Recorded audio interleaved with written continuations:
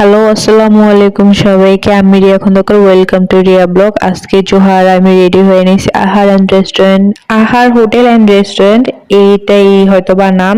আগের বার হয়তোবা নাম আমি ঠিকভাবে বলতে পারিনি। তো এই যে আমাদের পিছনে অনেকটা কাপল ছিল, ওদের চেহারা দেখানো না দেখানোর চেষ্টাই করছি আমি। তো বাইরে ডেকোরেশন দেখতে আসলাম, সাথে জোহার একটু বেরিয়ে করে তারপর ভিতরে চলে গেছি, কারণ এখনো আমার খাবার অর্ডার দেওয়া হয়নি। খাবার অর্ডারটা দিয়া তারপর আবার পুরোটা দেখবো। তো মেনু কার্ড হাতে নিয়ে ভাবতেছিলাম যে পিৎজা অর্ডার দিব, পিৎজা অর্ডার না দিয়ে ফ্রাইড রাইস অর্ডার দিয়েছি। ফ্রাইড রাইস বা একটা সেট মেনু অর্ডার দিয়েছি, ওইটা অর্ডার দেওয়া শেষ কইরা ওরে ভিডিও করাই দিতেছিলাম বাইরে এবং ভিতরে।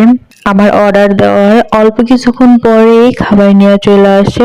অর্ডার দেওয়ার বেশিক্ষণ টাইম লাগে নাই ওনাদের খাবার নিয়ে আসতে। খাবার খুবই তাড়াতাড়ি দিছে। আর আমি মনে হয় অনেক দিন পর যে পুরাটা ফ্রাইড রাইস শেষ করছি। ফ্রাইড রাইসের টেস্ট অনেক ভালো লাগছে। জোহার জন্য না এই টেবিলটা একটু বড় হয়ে গেছে, বড় বলতে একটু উঁচা হয়ে গেছে। ওই বৈশা খাইতে পারতেছে না, ওই দাঁড়ায়া খাবার মুখে নিয়ে পরে বৈশা খাইছে।